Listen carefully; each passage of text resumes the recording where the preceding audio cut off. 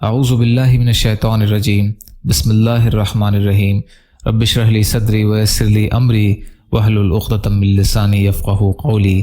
15 شوال المکرم اسلامی تاریخ۔ ام المومنین حضرت ام سلمہ رضی اللہ تعالی عنہا۔ ام المومنین حضرت ام سلمہ رضی اللہ تعالی عنہا پہلے ابو سلمہ بن عبد الاسد کے نکاح میں تھیں۔ ان کے انتقال کے بعد حضور صلی اللہ علیہ وسلم نے نکاح فرمایا۔ وہ عقل مند اور بلند اخلاق و کردار والی خاتون تھیں، زاہدانہ زندگی گزارتی اور راہ خدا میں بڑی فیاضی سے خرچ کیا کرتی تھیں، لوگوں کو نیکی کا حکم کیا کرتی اور برائی سے روکتی۔ حدیث سننے کا بہت شوق تھا۔ حدیث میں اماں عائشہ رضی اللہ عنہا کے بعد کوئی ان کے مقابل نہ تھے۔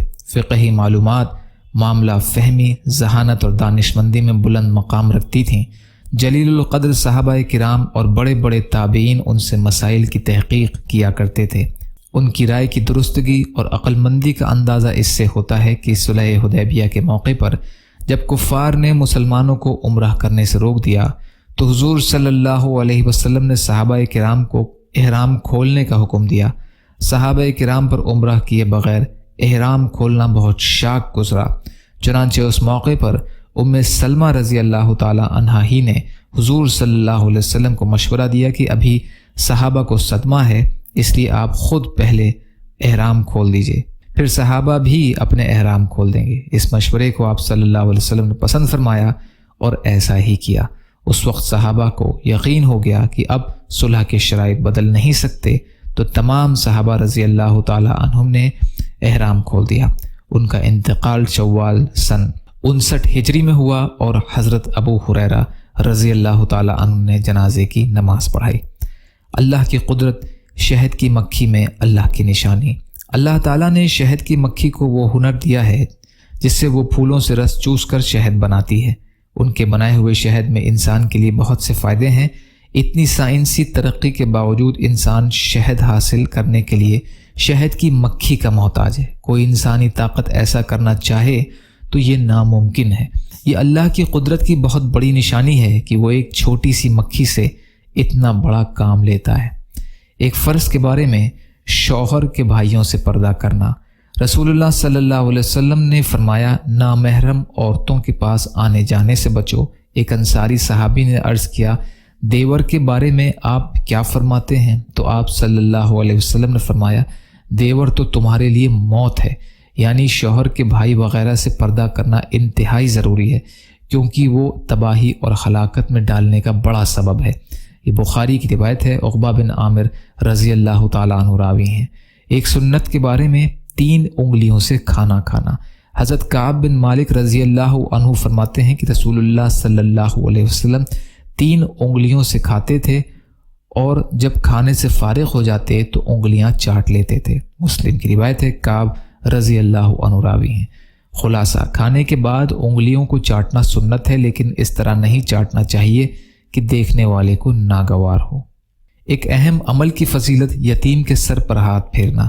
رسول اللہ صلی اللہ علیہ وسلم نے فرمایا، جب کوئی شخص یتیم کے سر پر ہاتھ پھیرتا ہے تو اللہ تعالی ہر بال کے بدلے میں ایک نیکی عطا فرماتا ہے۔ مسند احمد کی روایت ہے۔ ابو امامہ رضی اللہ عنہ راوی ہیں۔ ایک گناہ کے بارے میں، تکبر کی سزا۔ رسول اللہ صلی اللہ علیہ وسلم نے فرمایا، جس شخص کے دل میں رائی کے برابر بھی تکبر ہوگا وہ جنت میں داخل نہ ہوگا۔ کسی نے کہا، آدمی اچھے کپڑے اور اچھے جوتے پسند کرتا ہے، تو کیا ایسا کرنا تکبر میں شامل ہے؟ آپ صلی اللہ علیہ وسلم نے فرمایا، اللہ تعالیٰ صفائی ستھرائی کو پسند کرتا ہے۔ تکبر تو حق بات نہ ماننا اور لوگوں کو حقیر سمجھنا ہے۔ تکبر تو حق بات نہ ماننا اور لوگوں کو حقیر سمجھنا ہے۔ مسلم کی روایت ہے۔ ابن مسعود رضی اللہ عنہ راوی ہیں۔ دنیا کے بارے میں، دنیا میں امیدوں کا لمبا ہونا۔ رسول اللہ صلی اللہ علیہ وسلم نے فرمایا، مجھے اپنی امت پر سب سے زیادہ ڈر خواہشات اور امیدوں کے بڑھ جانے کا ہے۔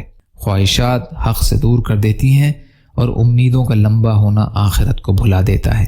یہ دنیا بھی چل رہی ہے اور ہر دن دور ہوتی چلی جا رہی ہے، اور آخرت بھی چل رہی ہے اور ہر دن قریب ہوتی جا رہی ہے۔ یعنی ہر وقت زندگی کم ہوتی جا رہی ہے اور موت قریب آتی جا رہی ہے، اس لیے آخرت کی تیاری میں لگے رہنا چاہیے۔ کنز العمال کی روایت ہے۔ جابر رضی اللہ عنہ راوی ہیں، آخرت کے بارے میں نیک عمل کرنے والوں کا انعام۔ قرآن میں اللہ تعالیٰ فرماتا ہے جو لوگ ایمان لائے اور نیک عمل کرتے رہے وہ جنت کے باغوں میں داخل ہوں گے، وہ جس چیز کو چاہیں گے ان کے رب کے پاس ان کو ملے گی، ان کی ہر خواہش کا پورا ہونا بھی بڑا فضل اور انعام ہے۔ سورہ شورا کی آیت کا ترجمہ۔ طب نبوی سے علاج، جوئیں پڑنے کا علاج۔ ایک روایت میں ہے کہ 2 صحابہ نے رسول کریم صلی اللہ علیہ وسلم سے ایک غزوہ کے موقع پر کپڑوں میں جوئیں پڑ جانے کی شکایت کی تو رسول اللہ صلی اللہ علیہ وسلم نے ان دونوں کو ریشمی قمیص پہننے کی اجازت دی۔ بخاری کی روایت ہے، انس رضی اللہ عنہ راوی ہیں۔ فائدہ: جوئیں پڑنا ایک مرض ہے جس کا علاج آپ صلی اللہ علیہ وسلم نے اس موقع پر ریشمی لباس تجویز فرمایا۔ یہ لباس اگرچہ عام حالات میں مردوں کے لیے جائز نہیں ہے، لیکن ماہر حکیم یا ڈاکٹر اگر ضرورت کی وجہ سے تجویز کریں تو گنجائش ہے۔ یا اللہ ہم سب کو کہنے سننے سے زیادہ عمل کی توفیق عطا فرما۔ یا اللہ جو مظلوم ہیں، پریشان حال ہیں، بیمار ہیں، قرض میں ہیں، بے روزگار ہیں، محتاج ہیں، ان کی مدد فرما۔ یا اللہ اپنے حلال میں سے دے دیجئے، اپنے حرام سے بچائیے، اپنے غیر سے بے نیاز کر دیجئے۔ آپ قادر مطلق ہیں، آپ کے لیے ہر چیز آسان ہے، ہمارے لیے آسانیاں پیدا فرمائیے۔ یا اللہ صبر، شکر اور اچھی طرح عبادت کرنے والا بنائیے۔ یا اللہ آپ جو بھی فیصلہ فرمائیے اس کا انجام ہمارے لیے بہتر فرما دیجئے برحمتک یا ارحم الراحمین۔ لا الہ الا اللہ محمد رسول اللہ۔ السلام علیکم۔